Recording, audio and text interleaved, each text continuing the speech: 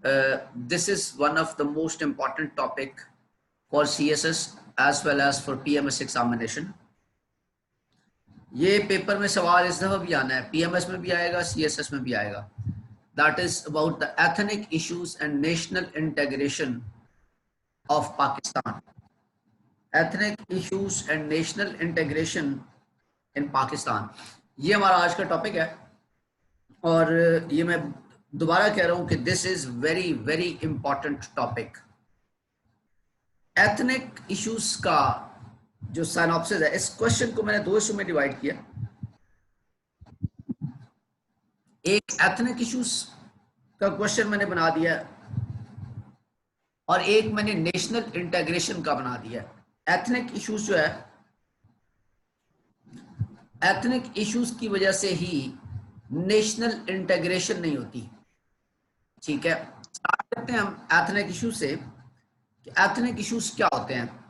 इस क्वेश्चन का जो साइनॉप्सिस मैंने बनाया है, उस साइनॉप्सिस के मुताबिक आप टॉपिक का इंट्रोडक्शन देंगे कि एथनिक इश्यूज क्या होते हैं. फिर आप बताएंगे कि जो एथनिक कन्फ्लिक्ट एक्सिस्ट करता है वो किन किन बेसिस पे करता है. एथनिक कन्फ्लिक्ट बेस कर रहा, एथनिक कन्फ्लिक्ट एक्सिस्ट कर रहा होता है रिलीजियस ग्राउंड पे.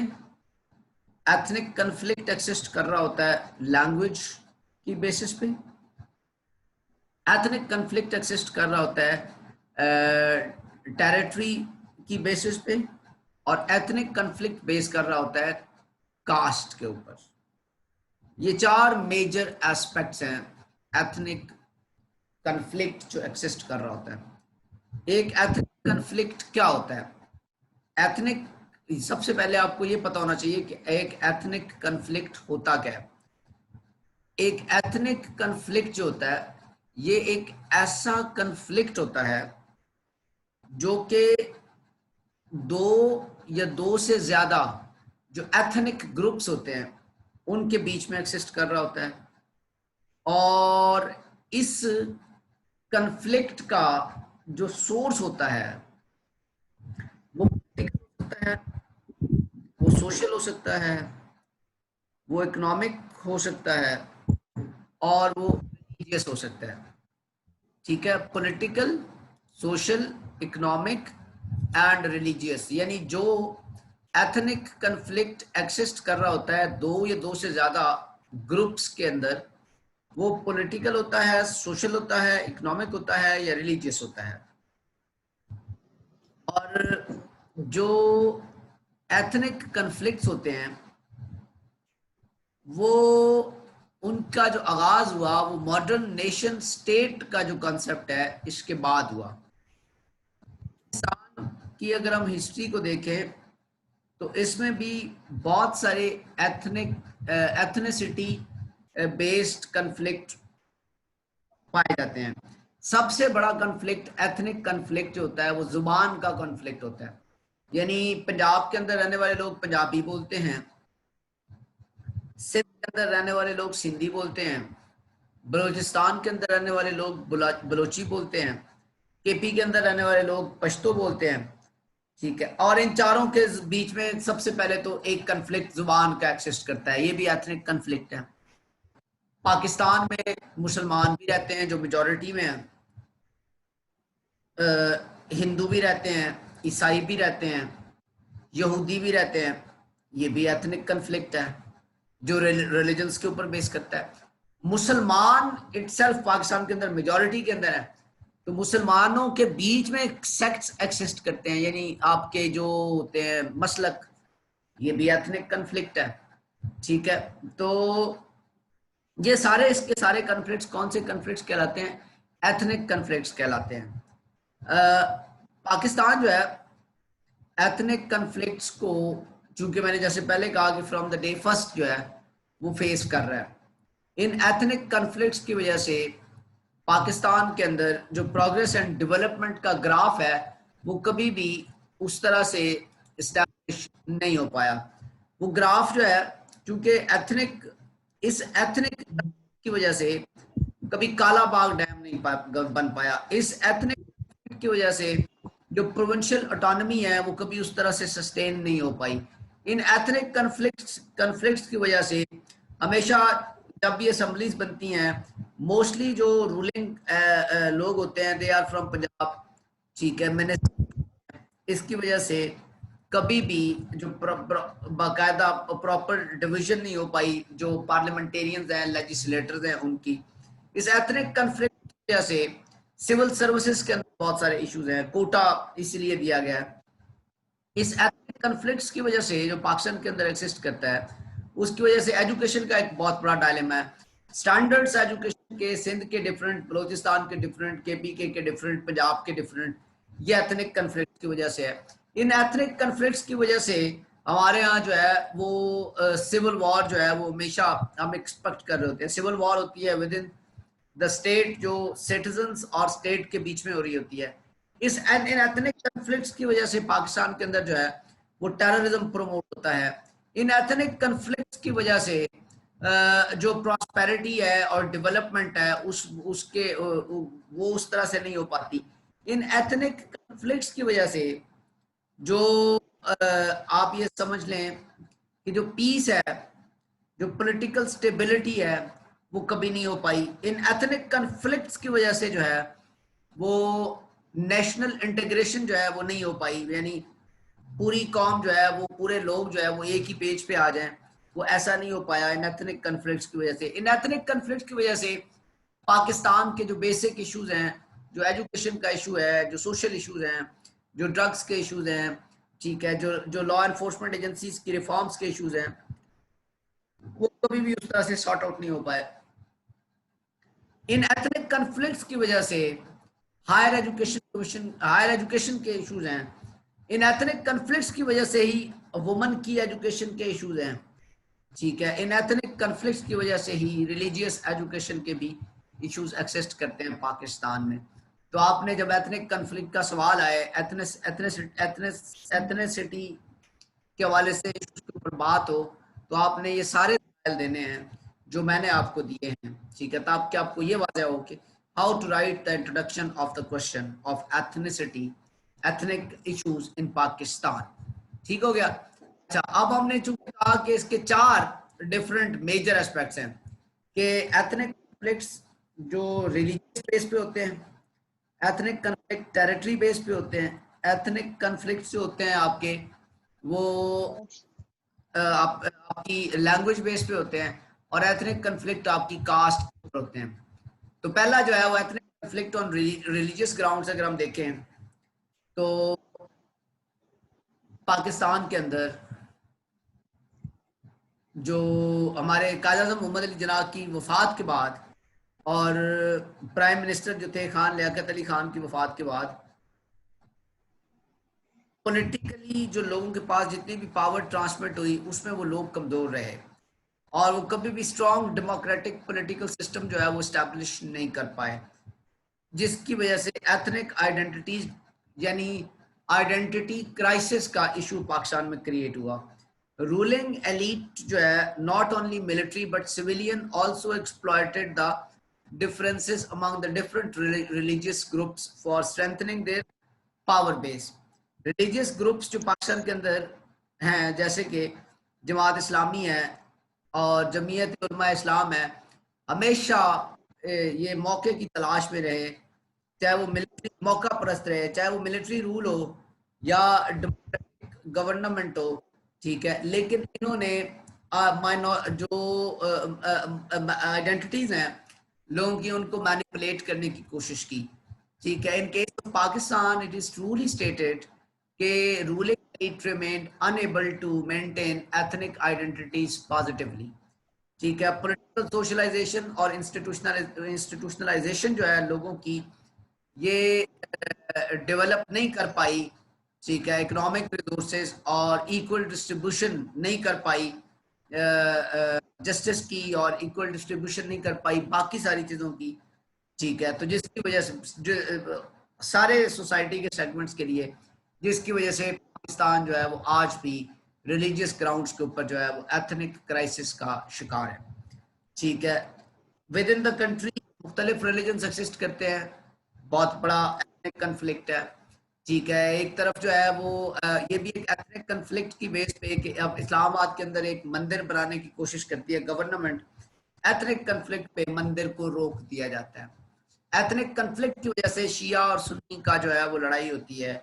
ठीक है। एथनिक कन्फ्लिक्ट की वजह से जो है वो सिपाही साहबा और ये सारे लोग जो है लश्कर जंगवी और ये लोग के आपस में लड़ाइयाँ होती हैं और हजारों लोग जो है वो इनकी टेररिस्ट एक्टिविटीज के विक्टिमाइज होते हैं। ये एथनिक कन्फ्लिक्ट है जो रिलीजियस ग्राउंड्स के ऊपर जो है वो पाकिस्तान के अंदर एक्सिस्ट करता है। ठीक है। तो नोबडी कैन इसमें ये एथनिक कन्फ्लिक्ट है कि एक तरफ बरेलवी एक्सिस्ट करता है, एक तरफ देवबंदी एक्सिस्ट करता है। ठीक है। तो इनके आपस में जो कन्फ्लिक्ट है ये बेसिकली इट सेल्फ जो है ये एक बहुत बड़ा ऑब्स्टिकल है पाकिस्तान की डेवलपमेंट के अंदर। ठीक हो गया। रिलीजियस ग्राउंड्स पे ये एथनिक कन्फ्लिक्ट हो गया। सर जो आपकी लैंग्वेज ग्राउंड के ऊपर एथनिक कन्फ्लिक्ट है, वो अगर आप लैंग्वेज को स्टडी करें पाकिस्तान के अंदर, तो पाकिस्तान के अंदर बोली जाने वाली जुबानें जो है काफ़ी ज़्यादा हैं।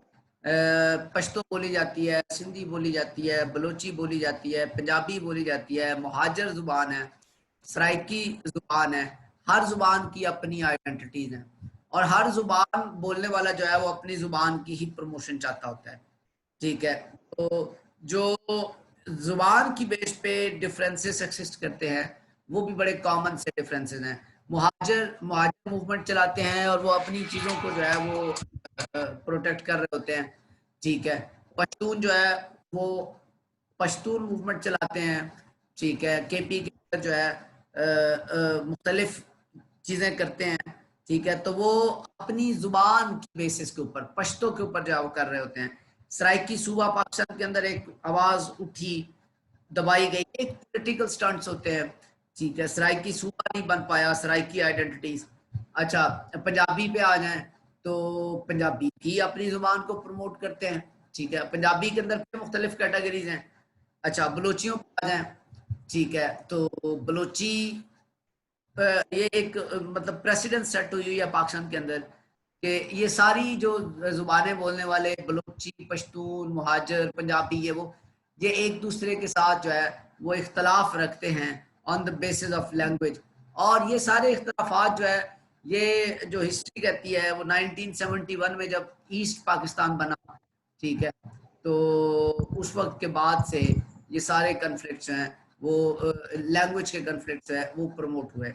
सिंधी एक इम्पॉर्टेंट एस्पेक्ट है सिंधी आइडेंटिटी का। ठीक है। उर्दू स्पीकिंग मुहाजिर भी सिंध के अंदर एक्सिस्ट करते हैं। सिंधी जो है वो एसेंशियल पार्ट है कल्चरल हेरिटेज का, सिंध के कल्चरल हेरिटेज का। बलोची, भावी, पश्तो जुबानें जो बोली जाती हैं वो बेसिक एथनिक ग्रुप्स जो बलोचिस्तान के अंदर है वो बोलते हैं। बलोच जो है वो अब मुख्तलिफ किस्म की प्रॉब्लम्स 1947 से फेस कर रहे हैं। ठीक है। उनकी भी लैंग्वेज आइडेंटिटी क्राइसिस बहुत कॉमन है। ठीक है। 1972 के अंदर बलोचों ने ये महसूस किया कि जब गवर्नमेंट जो है, आप ये देखें कि जब 1971 के अंदर जो है वो पाकिस्तान के दो हिस्से हो जाते हैं, बांग्लादेश बन जाता है और पाकिस्तान बन जाता है, तो 1972 के अंदर जो है वो Baloch felt a sigh of relief after having their own government in the province of Balochistan. Balochistan were hopeful that their language would get reduced status. ऐसा हुआ नहीं था। ठीक है। उनकी जो मतलब उन्होंने शायद वो अचीवमेंट नहीं कर पाए थे। उनकी इस चीज को देखते हुए, चूंकि 1971 के अंदर जब सेपरेशन हुई तो तब मतलब चूंकि बलोचिस्तान को बाकायदा ऑटोनॉमी दी गई मुकम्मल तौर पे एज अ प्रोविंस, तो उन्होंने महसूस किया कि अब हमारी जुबान भी प्रमोट होगी, लेकिन ऐसा जो है वो ओवरऑल पाकिस्तान के अंदर फिर हो नहीं पाया और वो आइडेंटिटी क्राइसिस का शिकार रहे। खैबर पख्तूनख्वा जो है मेजोरिटी पॉपुलेशन जो है वो पश्तो बोलती है। पख्तून नेशनलिस्ट जो है वो हमेशा सपोर्ट करते हैं अपनी जुबान को। सदर्न पंजाब को ले लें जिसमें सराइकी एरिया है और ये पूरा अंडर डेवलप एरिया है और सराइकी लैंग्वेज जो है ये बड़ी खूबसूरत लैंग्वेज है वैसे। The Saraiki language movement started in 1960s और sense of ethnic nationalism emerged among Saraiki speaking people due to the lack of development, less access of power, goods and services to the Saraiki area. जो southern Punjab का area है वहाँ पे facilitate नहीं किया गया था, पंजाब के इस इलाके को डिप्राइव रखा गया था, तो सराइकी लैंग्वेज के ऊपर जो है वो इन्होंने मूवमेंट चलाई थी। ठीक है, पंजाबी डोमिनेट करते हैं पाकिस्तानी पॉलिटिकल स्ट्रक्चर के अंदर, और पाकिस्तान आर बीइंग जो मोस्टली पाकिस्तान के रूलर्स हैं they are Punjabi rather than from the other ethnic identities. So these are the major aspects behind the आप कह सकते हैं जो ethnic issues है related to the language। ठीक है, तो अब तक हमने देखा कि जो ethnic issues हैं वो बेस कर रहे हैं रिलीजन के ऊपर, और ethnic conflicts बेस कर रहे हैं लैंग्वेज के ऊपर। तीसरी चीज ethnic conflicts जो बेस कर रहे हैं टेरिटरी के ऊपर, जो टेरिटोरियल है, इसको मैंने कहा है कि ethnic conflicts on the basis of territoriality. Territoriality जो है has been another dominant cause for sowing seeds for conflicting situation among different ethnic groups of different regions of Pakistan. Territory itself जो है वो कंफ्लिक्ट क्रिएट करती है। कैसे? जैसे आपने ये कह दिया कि ये बलूचिस्तान है, आपने एक टेरिटरी सेट कर दी, साथ आपने बॉर्डर बना दिया ये पंजाब है।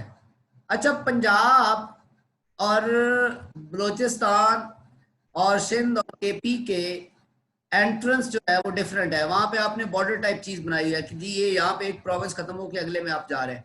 आपको पता है जब आप इस चीज को देखते हैं तो ये इटसेल्फ एक तरह के तजाद को जन्म देता है, ये इटसेल्फ एक तरह के कंफ्लिक्ट को जन्म देता है। तो टेरिटोरियलिटी जो है वो itself is the representation of ethnic conflicts. ठीक है, अच्छा अब ये एथनिक कंफ्लिक्ट्स टेरिटोरियल हैं। जैसे अब इकोनॉमिक रिसोर्सेज की डिस्ट्रीब्यूशन शुरू हुई through the NFC, national finance commission, water sharing problem जो सूबों के दरमियान एक्सिस्ट कर रहा होता है, और dominant positions of one ethnic group at the power structure created a sense of alienation among deprived ethnic entities. जैसे मैंने कहा कि आपने ये देखा होगा कि किन जो रूलिंग एलिट जो है वो मोस्टली किस एथनिक ग्रुप के साथ अटैच है, सॉरी किस एथनिक ग्रुप से है। टेरिटरी वाइज भी अगर आप देखें तो मोस्टली जो है दे आर फ्रॉम पंजाब। सो ना तो एथनिक मतलब टेरिटरी वाइज ना तो कुछ टेरिटरीज को बाकायदा वसाइल मिलते हैं, ना उनको पानी बाकायदा तौर पे प्रोवाइड किया जाता है, ना उनको बाकायदा तौर पे बाकी वसाइल जैसे कि एनएफसी जो नेशनल फाइनेंस कमीशन है इकोनॉमिक रिसोर्सेज प्रोवाइड किए जाते हैं, ना उन लोगों को बहुत अच्छी पोजीशंस दी जाती हैं पार्लियामेंट के अंदर इवन या ब्यूरोक्रेसी के अंदर। सो ये एक टेरिटरी वाइज भी हो गया ना। So territoriality is one of the another factor. और the basic structure of Pakistan is that of the federation comprising federating units called provinces. और 9 साल के बाद पाकिस्तान का पहला कॉन्स्टिट्यूशन फ्रेम हुआ था, ये प्रोविंसेस बने, और 1956 के कॉन्स्टिट्यूशन के मुताबिक 3 list of powers such as federal, provincial and concur, और the constitution remained unable to resolve the problem of provincial autonomy because the people of East Pakistan and provinces of West Pakistan were not happy with the Punjab domination। कभी भी Punjab domination से ये provinces जो है वो satisfy नहीं हुए, खुश नहीं हुए। 1962 के कॉन्स्टिट्यूशन के अंदर ये चीज दी गई कि जिसमें presidential form of government introduce करवाई गई, और प्रोविंशियल गवर्नर्स जो है perform their functions according to the expectations of central ruling authority and created a sense of alienation among the people of both wings। Again provincial जो जब governors बनाए गए तो उन्होंने जो अपनी ड्यूटीज परफॉर्म की जो सेंट्रल गवर्नमेंट चाह रही थी वो उस तरह से की, वहां पे भी प्रोविंसेस जो है वो डिप्राइव रहे। सो हम ये कह सकते हैं कि टेरिटरी वाइज जो है वो पाकिस्तान के अंदर एथनिक इश्यूज जो है वो प्रिवेल करते रहे हैं। ठीक है, और अभी भी वो प्रिवेल कर रहे हैं। उसके बाद अगर हम देखें जो मेन फैक्टर है एथनिसिटी इश्यूज का कि ethnic conflicts on the basis of caste. हमने एथनिक कन्फ्लिक्ट्स अब तक देखे, ethnic conflicts on the basis of religion, ethnic conflicts on the basis of territory, ethnic conflicts on the basis of language. चौथा important चीज है ethnic conflicts on the basis of caste. ये बड़ी जरूरी चीज है। कास्ट क्या होती है? ओशो की एक स्टेटमेंट है, मैं आपके साथ शेयर करूंगा। ओशो ने ये कहा था कि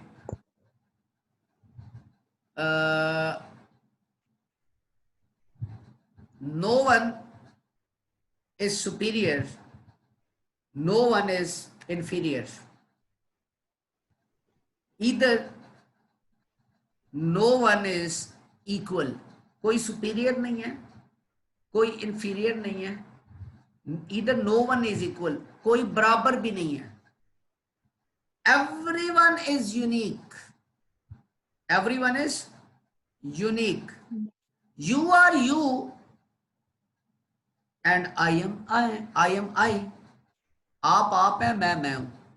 So the most embarrassing kind of the thing is the world in the world is to make your comparisons with the others।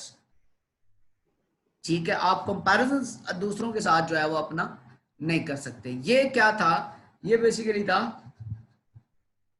अच्छा ओशो की इस बात को एक्सटेंड करते हुए कास्ट पे आते हैं। कास्ट बेसिकली डिफरेंस ये है ना, जो कि बेस कर रहा होता है बरादरी के ऊपर, ठीक है। और ये पाकिस्तान और इंडिया के अंदर बहुत ज्यादा है। जैसे कि टोबा टेक सिंह के अंदर अराई बहुत ज्यादा पाए जाते हैं, वो रूल करते हैं। मखदूम जो है वो रूल करते हैं, चौधरी रूल करते हैं, ठीक है। और जैसे गुजरात के अंदर ये क्या है, ये एक प्रोसेस चलता हुआ आ रहा है। कास्ट सिस्टम जो है ये प्रेवलेंट है हमारे मुआशरे के अंदर, पाकिस्तान के अंदर।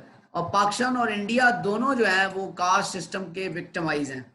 ये मैं आपको बता दूं, पाकिस्तान और इंडिया के अंदर कास्ट सिस्टम के। मुझसे किसी ने सवाल पूछा कि यार ये जो 712 के अंदर मोहम्मद बिन कासिम साहब ने पाकिस्तान पे हमला किया था, सॉरी बड़े सगीर में दाखिल हुए थे, तो किन लोगों ने इस्लाम कबूल किया था? मैंने कहा बड़ी सिंपल सी बात है यार, मजहब वो लोग तब्दील करते हैं जो जिस मजहब के अंदर होते हैं ना, वहां पे उनकी क्लास और उनकी कास्ट बहुत घटिया कंसिडर होती है। उसने कहा क्या मतलब तुम्हारा? मैंने कहा साफ सी बात है कि बड़े सगीर के हम जितने भी मुसलमान हैं ना, हम बेसिकली सारे के सारे हिंदू शूदर थे, शूदर सबसे घटिया, हिंदुओं के अंदर सबसे घटिया कैटेगरी।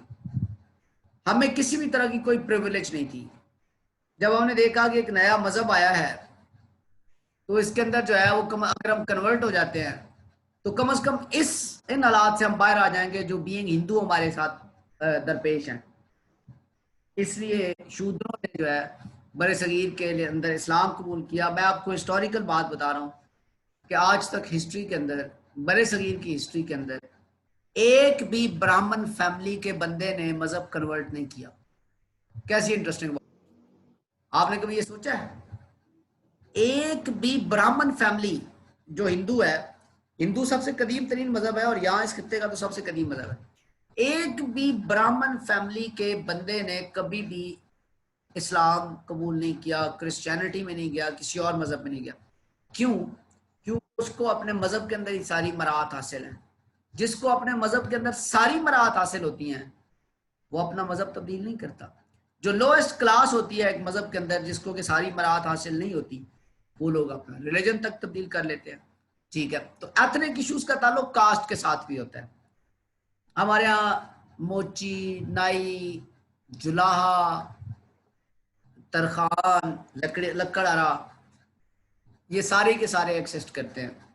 राजपूत, अराई, गुज्जर, डोगर, ठीक है, इस तरह की जातें भी एक्सिस्ट करती हैं। पंवार, इस तरह की जातें एक्सिस्ट करती हैं। और ये एक बहुत बड़ा एथनिक कन्फ्लिक्ट है जो पाकिस्तान को जो है और इंडिया को from the day of their inception जो है वो फेस कर रहे हैं, ठीक है। सो ये चार मेजर फैक्टर्स जो है वो एथनिसिटी के साथ अटैच है। एथनिक कंफ्लिक्ट किन बेसिस के ऊपर होते हैं? Language, religion, caste and territory. ये पाकिस्तान के एथनिक इश्यूज जो है वो इन चार फैक्टर्स के ऊपर जो है वो बेस कर रहे होते हैं। इसको आगे चलाते हैं आगे, फिर मैंने इसका कंक्लूजन दिया है। जो इसके साथ दूसरा टॉपिक है, मैं दोबारा ये कह रहा हूं कि ये पेपर के अंदर मस्ट सवाल आना है आपके। ये पेपर में मुताला करंट अफेयर, पाकिस्तान अफेयर और सोशियोलॉजी, ये तीनों सब्जेक्ट्स का इंपॉर्टेंट 3 सवाल है। Ethnic issues and national integration in Pakistan. जो मेरा इसके साथ दूसरा टॉपिक है, that's the national integration of Pakistan. ये भी क्योंकि जब एथनिक इश्यूज सोसाइटी के अंदर प्रिवेल कर रहे होते हैं तो नेशनल इंटीग्रेशन का इशू क्रिएट होता है, क्योंकि एथनिक इश्यूज की वजह से लोग जो है वो इकट्ठे नहीं होते, यूनाइट नहीं होते। सो लोगों का यूनाइट होना नेशनल इंटीग्रेशन कहलाता है। यूनाइट नहीं होते, सो नेशनल इंटीग्रेशन का इशू क्रिएट होता है। सो नेशनल इंटीग्रेशन के इश्यूज को मैंने पाकिस्तान के पर्सपेक्टिव में जो इसका सिनॉप्सिस डेवलप किया है, उसमें मैंने कहा कि एक तो आप इस टॉपिक का इंट्रोडक्शन देंगे, फिर आप ये बताएंगे कि national integration is a dilemma, ठीक है। फिर आप जो नेशनल इंटीग्रेशन का करंट स्टेटस है पाकिस्तान के अंदर वो बताएंगे, और फिर आप ये बताएंगे कि ऐसी कौन सी रीजंस हैं जिनकी वजह से नेशनल इंटीग्रेशन जो है वो पाकिस्तान के अंदर फेल हुई है। वो रीजंस का मैंने बताया कि वो रीजंस है crisis of leadership, economic disparities, provincial biases and social justice, military intervention, political instability, language problem, media, religious programs and national integration, ठीक है। ये मेजर फैक्टर्स है जिसकी वजह से नेशनल इंटीग्रेशन पाकिस्तान के अंदर नहीं हो पाती। फिर मैंने कहा द वे फॉरवर्ड मैंने दिया, यानी आप फ्यूचर प्लान किस तरह से कर सकते हैं, रिकमेंड क्या करेंगे कि नेशनल इंटीग्रेशन पाकिस्तान में कैसे आ सकती है, और फिर कंक्लूजन। सो ओवरऑल ये क्वेश्चन जिस तरह से मैंने आपको करवा रहा हूं, अगर आप इस तरह से अटेम्प्ट करेंगे तो there is more probability that you will get very good marks, ठीक है। तो नेशनल इंटीग्रेशन को हम स्टडी करते हैं, देखते हैं नेशनल इंटीग्रेशन क्या होता है। नेशनल इंटीग्रेशन का अगर हम मतलब में जाएं तो नेशनल इंटीग्रेशन का मतलब है कि there is no ethnicity, there is no racism, there is no conflict, all the people of a state are at one page. सारे लोग एक मुल्क के अंदर, एक रियासत के अंदर एक ही पेज के ऊपर होते हैं, और they used to support and protect each other, ठीक है। उसमें सुपीरियर होना और इंफीरियर होना खत्म हो जाता है। मैं ये कहता होता हूँ कि we all are Pakistanis, not Balochis, Pashtuns, Sindhis, Bengali, Punjabis and so on. And as Pakistanis, we must feel, behave, and act, and we should be proud to be known as Pakistanis and nothing else. Qazi Azam Muhammad Ali Jinnah once said in reply to civil address presented by Quetta municipality on 15th June 1948 that we are all Pakistanis. There is no difference among Balochis, Pashtun, Sindhi, etc., etc. There is no difference. It was the statement of Quaid-e-Azam. इसका आप आगाज यहाँ से सवाल कर करेंगे। पाकिस्तान को national integration का चैलेंज जो है ये पाकिस्तान को पहले दिन से दरपेश है, ठीक है। पाकिस्तान आइडियोलॉजिकल ग्राउंड के ऊपर बना था, जिसकी आइडियोलॉजी जो है वो was based on the religion of Islam, और इसका प्राइम सोर्स जो था वो भी इस्लाम था। पाकिस्तान ने शुरू से लेके अब तक बहुत सारे एथनिक इश्यूज फेस किए, जैसे लैंग्वेज के इशू है और फॉर्मेटिव फेजेस हैं, और एथनिक नेशनलिज्म जो है वो पाकिस्तान के अंदर स्टार्ट हो गया था, ठीक है। और फिर आपने देखा कि फिर बांग्लादेश अलहदा हो गया, ठीक है। पाकिस्तान के अंदर मुख्तलिफ लैंग्वेज मूवमेंट्स भी चली, पाकिस्तान के अंदर प्रोविंशियल ऑटोनॉमी के ऊपर भी बहुत ज़्यादा डिबेट्स हुई। तो इन सब के पीछे फैक्टर ये था कि नेशनल इंटीग्रेशन एक्सिस्ट नहीं करती थी, जिसकी वजह से ये फैक्टर था। Dilemma of national integration, this is quite common that Pakistan's dilemma of national integration needs to be examined from 3 different angles. हम 3 एंगल से जो है वो पाकिस्तान का नेशनल इंटीग्रेशन का डायलेमा को देखते हैं। पाकिस्तान जब 1947 के अंदर मुआरज़े वजूद में आया तो चूंकि ये बना इसलिए था कि यहाँ मुस्लिम मेजॉरिटी है, ठीक है, तो इस वजह से इस खत्ते के अंदर मुसलमानों की हुकूमत होनी चाहिए, ठीक है। और लाहौर रेजोल्यूशन पास हुई 23 मार्च 1940 को इसी चीज़ को लेके, टू नेशन थ्योरी को लेके।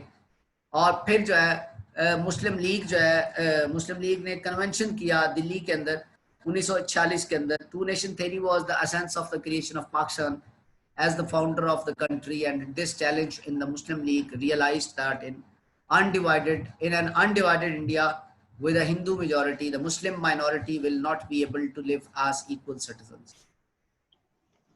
पहला जो डायलेमा नेशनल इंटीग्रेशन का क्रिएट हुआ, मुस्लिम मेजॉरिटी हिंदू माइनॉरिटी, ठीक है, इंटीग्रेशन तो वहीं पे फ्लॉप हो गई ना, ठीक है, कि टू नेशंस थ्योरी ने इटसेल्फ जो है वो इंटीग्रेशन को नुकसान पहुंचा रही है अगर आप उस हवाले से देखें तो। लेकिन अगर इक्वालिटी दी जाए सिटीजन्स को तो ये खत्म हो सकती है। नेशनल हार्मनी दूसरा फैक्टर है जो कि एक्सिस्ट करता है, जिसके अंदर के national harmony and integration requires ownership of the land, resources, good and bad things of a country. Except few expectations, the history of Pakistan is full of episodes which reflect lack of ownership. Nations are not created by mere slogans but through sheer hard work, integrity, brilliance, planning and statesmanship of the leadership. Unfortunately, Pakistan is facing all these issues. That's why national integration is a dilemma in Pakistan, ठीक है, आपको मेरी बात समझ आई। उसके बाद और it has become minus इन पाकिस्तान, ठीक है। तो नेशनल इंटीग्रेशन डायलेमा क्यों है? क्योंकि जैसे मैंने एथनिक कॉन्फ्लिक्ट्स की बात की, रिलीजियस, टेरिटोरियल बेस्ड और आपका कास्ट बेस्ड जो चीज़ें, जो कॉन्फ्लिक्ट्स एग्जिस्ट कर रहे हैं, इन्हीं की वजह से जो है वो आपकी नेशनल इंटीग्रेशन जो है वो एक बहुत बड़ा डायलेमा बन चुकी हुई है, ठीक है, जिसकी वजह से आज पाकिस्तान की जो करंट स्टैंडिंग है उसको अगर हम देखें तो इंटरनेशनली पाकिस्तान की करंट स्टैंडिंग जो है वो बहुत अच्छी नहीं है। पाकिस्तान के अंदर एक्सट्रीमिज्म एक्सिस्ट करता है, पाकिस्तान के अंदर जो है वो सेक्टेरियनिज्म एक्सिस्ट करता है, पाकिस्तान के अंदर जो है वो एथनिक कन्फ्लिक्ट्स एक्सिस्ट करते हैं, पाकिस्तान के अंदर जेंडर डिस्क्रिमिनेशन जो है वो बहुत ज्यादा है, ठीक है। Due to all these things current जो पाकिस्तान की सिचुएशन है, इस लिहाज से वो मतलब कह सकते हैं कि वो पाकिस्तान की डेवलपमेंट के लिए सबसे बड़ा कंस्ट्रेंट है, ठीक है। अब हम वो रीजंस देखते हैं जो कि हमें बताएंगी कि नेशनल इंटीग्रेशन जो पाकिस्तान के अंदर है वो फेल क्यों होती है। उसमें पहला मैंने आपको मैंने आपको पॉइंट्स बताए, उसमें पॉइंट है क्राइसिस ऑफ लीडरशिप। कायद आज़म मोहम्मद अली जिन्ना के बाद पाकिस्तान को कोई भी अच्छा लीडर नहीं मिल पाया जो विजनरी लीडर हो, ठीक है।